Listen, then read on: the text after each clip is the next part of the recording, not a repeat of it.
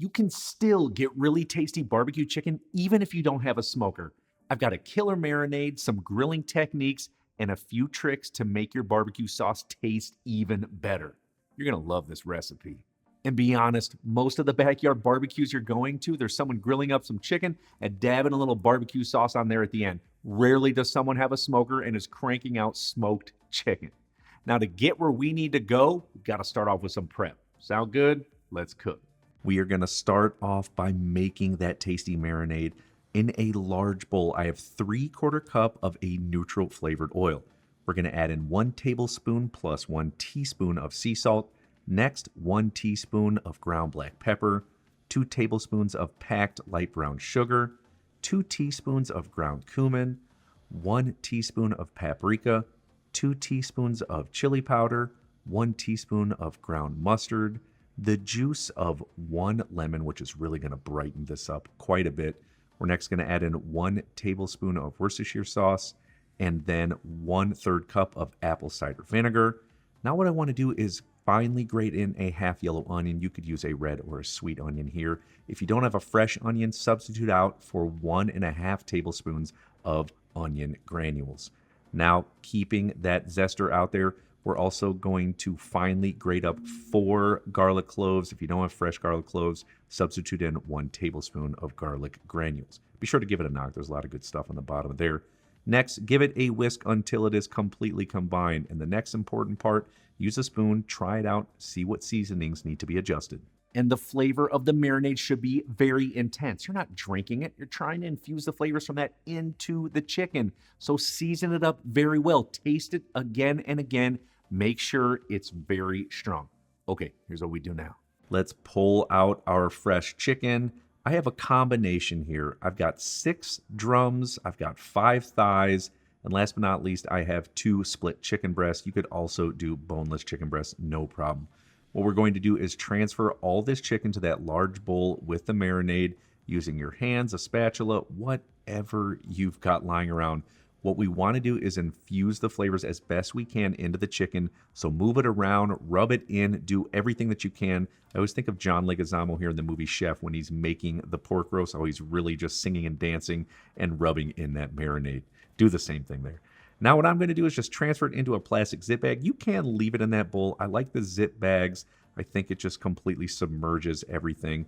Don't forget to grab that tasty marinade and scrape all of that goodness out of there right into that zip bag. Give it a quick close, release as much air as you possibly can, and then just move everything around again one more time. Make sure all those flavors are touching every square centimeter of the chicken. The next thing we want to do is simply transfer this over right to the refrigerator. Keep it facing up so that all the juices completely cover up the chicken. And look, I want to tell you, marinate at least 30 minutes. But no. You're just not going to get the flavor that it deserves. You need to do it at least 12 hours. Better yet, overnight. That means I marinate it sometime in the early evening the night before, and it's ready to grill by the next afternoon. That is how you get as much flavor from this as possible. All right, let's hook up some sauce. In a medium-sized sauce pot, we're going to add in 2 cups of barbecue sauce. Any of your favorite barbecue sauce will work. I have a great homemade recipe here. Just be sure not to use a vinegar-based one. The next thing we're going to add in is a 1/2 cup of apple cider vinegar, followed up with 1 cup of apple juice. And then last but not least, for some much-needed fat, 1 stick of unsalted butter. Transfer it right over to the cooktop. We're just going to crank the heat to low heat. All we're trying to do is melt the butter in and get the sauce warm. So whisk it until the butter is completely whisked in. At this point, we just want to keep it warm, so just slide it over to the back burner. And just by adding in those few ingredients, it's going to make it one of the tastiest barbecue sauces out there. No joke. Okay, it's go time on the grill, so pay close attention. Let's pull our marinated chicken outside of the refrigerator. Looks excellent.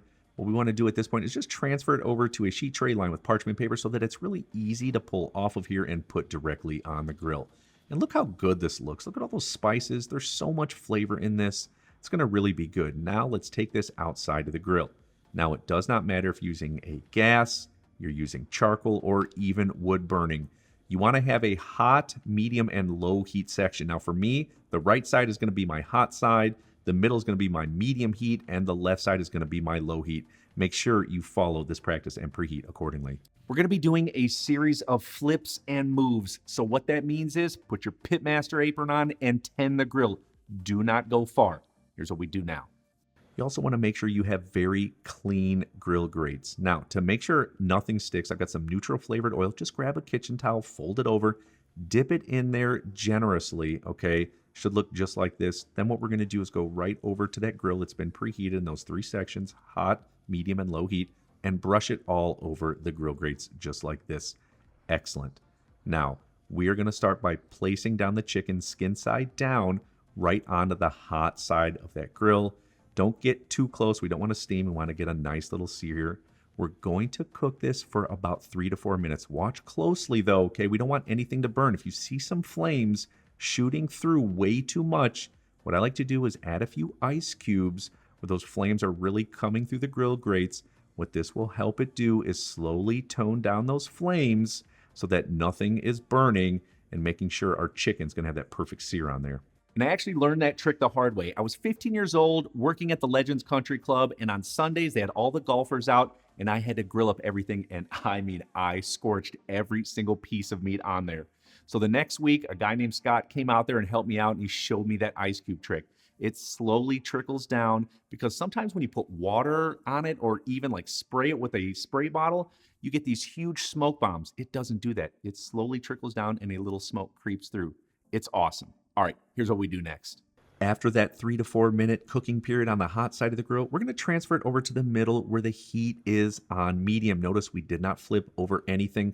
We're going to cook it here for about 5 to 6 minutes. Do not worry about it burning. It's going to get a nice little char. Remember, the heat is much lower. Now, after that time period, what we're going to do is flip everything over. See that nice brown. If you have a really light sear mark, it's not cooked enough. You should have a perfect sear like this. A nice little light char. This gives it that delicious barbecued flavor. Now, after you flipped over everything, immediately bring over that delicious barbecue sauce that we made up and baste the top of every piece of chicken that's on there. We're going to cook it here for another 5 to 6 minutes. Now, if you happen to burn chicken like this and it's just way too charred, and believe it or not, my wife's side of the family loves it cooked like this, and maybe you do too, okay, fine. All is not lost. This is the skin. You can remove this brown skin and continue cooking it without fear of having that burnt taste. And one of the most important things is knowing your grill and how it cooks. I've had a green egg that I could crank up to 800 degrees, no problem. I've also had some gas grills that I couldn't get past 500 degrees. You have to know your grill. Hopefully it has a thermometer on it. If it doesn't, you absolutely need a separate thermometer to test out the meat. Make sure it's at the right temperature. That way you can move and flip things without scorching them. All right, here's what we do now. After that 5 to 6 minute period in the middle, we're going to flip it over and transfer it over to the far side of the grill where the heat is on low. Now, we are going to cook it here for only 3 to 4 minutes again.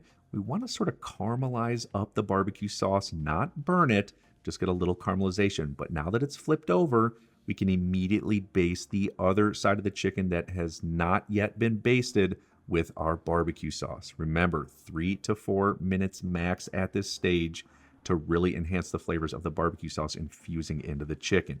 Come back, don't go far, because at this point what we want to do is flip it over one last time. Now, look at that. Yeah, that's what you're trying to do here, my friends. Absolutely perfect. Once you give it that last flip though, we're going to go grab our barbecue sauce and we're going to baste the top this one last time. Now, we're going to finish cooking it for about 20 to 25 minutes just like this. Now, if you have a lid or a cover on your grill, close the door on low heat. It's going to take about 15 to 20 minutes. Or you can transfer it over to a sheet tray, throw it in the oven at 350 degrees for 15 to 20 minutes. After that time, the most important thing to remember is having that thermometer.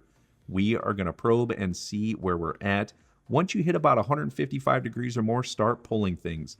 The first thing to be finished cooking, of course, is always going to be the chicken drums. Set it to the side to rest. Next, it's going to be the chicken thighs.